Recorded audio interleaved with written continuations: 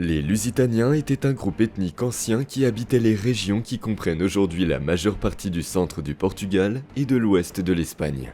Considérés comme des guerriers intrépides et d'excellents cavaliers, ces peuples jouèrent un rôle décisif dans les guerres lusitaniennes contre le tentaculaire Empire romain au IIe siècle avant Jésus-Christ. Selon l'une des théories les plus largement acceptées, les Lusitaniens seraient issus du peuple indo-européen. Les Lusitaniens auraient migré vers la péninsule ibérique à l'âge du bronze, rejoignant les peuples pré-indo-européens qui vivaient déjà dans la région et finissant par se mélanger à eux. Les Lusitaniens se sont installés dans une grande partie de l'actuel Portugal et dans une partie de l'actuelle Espagne. Ils étaient principalement concentrés entre les fleuves Douro et Teiro. Si les Lusitaniens sont souvent regroupés avec d'autres peuples de la péninsule ibérique, tels que les Celtibères, qui étaient une fusion des cultures celtiques et ibériques, ils conservèrent néanmoins une identité distincte en termes de culture, de langue et de pratiques sociales. Les Lusitaniens, comme les autres peuples de la péninsule ibérique, furent fortement influencés, tout au long de leur histoire, par les différentes cultures et peuples qui entrèrent en contact avec la région.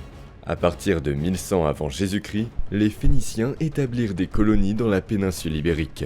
Bien que leur influence principale se soit exercée dans les régions côtières, l'empreinte phénicienne introduisit de nouvelles techniques d'artisanat, d'art et de commerce dans la région.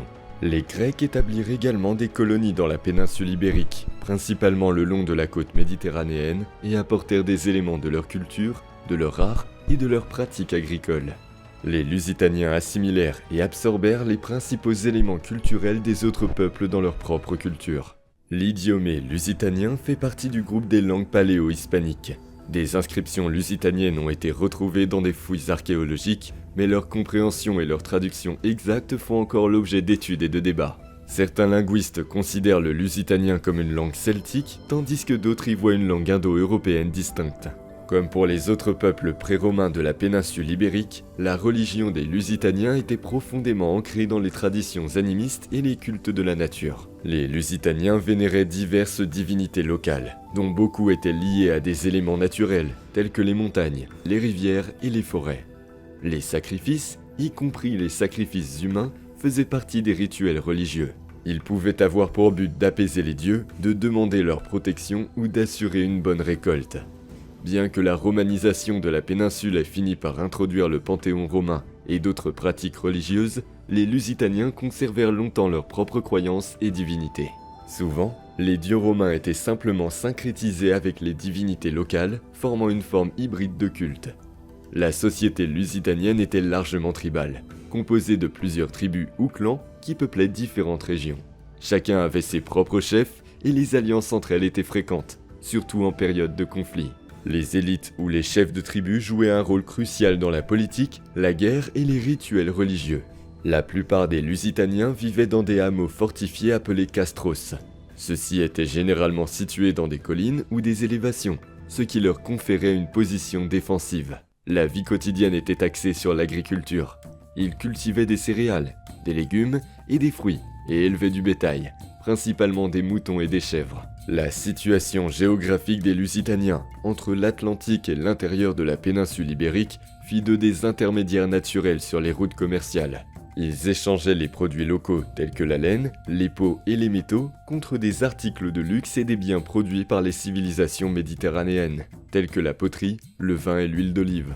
Les mines de la région, riches en métaux tels que l'or, l'argent et l'étain, constituaient une source importante de richesse pour les Lusitaniens et attirèrent par la suite l'attention de Rome. Les guerriers lusitaniens jouèrent un rôle important dans la résistance à l'expansion romaine dans la péninsule ibérique, devenant célèbres dans l'histoire romaine pour leur bravoure, leurs tactiques astucieuses et leurs aptitudes au combat. Le terrain montagneux et accidenté de la Lusitanie les rendait aptes aux tactiques de guérilla, tournant le terrain à leur avantage pour tendre des embuscades à leurs ennemis. Les Lusitaniens étaient particulièrement réputés pour la qualité de leur cavalerie. Les cavaliers lusitaniens étaient extrêmement mobiles et efficaces dans les attaques rapides, frappant l'ennemi et se retirant avant d'être encerclés. L'affrontement entre les Lusitaniens et l'Empire romain est un élément important de l'histoire de la péninsule ibérique, en particulier les guerres lusitaniennes qui se déroulèrent entre 150 et 139 avant Jésus-Christ. Les escarmouches furent marquées par la ténacité et l'habileté tactique des Lusitaniens, face à la puissance militaire et organisationnelle de Rome. Au IIIe siècle avant Jésus-Christ, les Romains commencèrent à étendre leurs possessions dans la péninsule ibérique après la deuxième guerre punique contre Carthage. La péninsule ibérique était riche en ressources, en particulier en minéraux, et constituait une position stratégique pour le contrôle de la Méditerranée occidentale. L'expansion romaine vers l'ouest de la péninsule au IIe siècle avant Jésus-Christ entraîna de fréquents affrontements avec les Lusitaniens. Les Romains les considéraient comme un peuple gênant en raison de leur résistance féroce et des tactiques de guérilla qu'ils employaient. Viriato est probablement l'une des personnalités les plus emblématiques de la résistance à l'expansion romaine dans la péninsule ibérique. Il est souvent considéré comme le grand chef et le héros national des Lusitaniens pendant les guerres lusitaniennes. On ne sait pas grand-chose sur les origines et la jeunesse de Viriato. On pense qu'il était issu d'un milieu modeste, peut-être d'une famille de bergers, et qu'il a grandi entouré des traditions guerrières des Lusitaniens. La lutte de Viriato fut déclenchée par un acte de trahison de la part des Romains.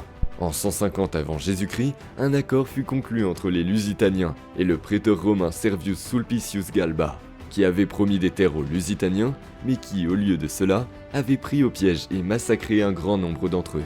Viriato est l'un des rares survivants de ce massacre. Furieux de cette trahison, Viriato prit la tête des Lusitaniens et lança une campagne de guérilla contre les forces romaines dans la péninsule ibérique. Les tactiques efficaces de Viriato et son habileté à diriger et à unifier plusieurs tribus contre les Romains obligèrent Rome à le reconnaître comme un chef. Les Romains l'appelèrent Dux, un titre rarement accordé à des chefs non romains. Les Romains tentèrent à plusieurs reprises de signer des traités de paix avec Viriato, reconnaissant l'autonomie des Lusitaniens. Cependant, les traités furent souvent rompus, ce qui entraîna de nouveaux affrontements. La résistance de Viriato devint un problème majeur pour Rome. Impuissants à le vaincre en combat ouvert, les Romains se tournèrent vers la trahison. En 139 avant Jésus-Christ, Viriato fut trahi et assassiné dans son sommeil par 3 de ses associés, qui avaient été soudoyés par les Romains. Viriato devint ensuite un symbole de la résistance lusitanienne et un héros national au Portugal. Il est souvent considéré comme un exemple de bravoure et de détermination face aux envahisseurs et aux conquérants. Après la mort de Viriato, la résistance lusitanienne fut considérablement affaiblie. Le territoire des Lusitaniens fut finalement soumis et intégré à l'Empire romain en tant que partie de la province de Lusitanie. Au fur et à mesure que la domination romaine se consolidait, la culture, l'économie, la politique et la religion de la Lusitanie commencèrent à changer. Des villes furent créées sur le modèle romain, des routes furent construites et la langue latine commença à se répandre, remplaçant progressivement la langue lusitanienne. Les institutions romaines, telles que le Sénat et le système juridique, furent introduites, façonnant l'organisation politique et sociale de la région. Après le déclin de l'Empire romain au 5e siècle après Jésus-Christ, la péninsule ibérique subit plusieurs invasions germaniques, comme celle des Suèves et des Wisigoths. Ces peuples influencèrent également la culture de la région, puis au 8e siècle, la péninsule fut envahie par les Maures d'Afrique du Nord, ce qui entraîna une nouvelle vague d'influence culturelle.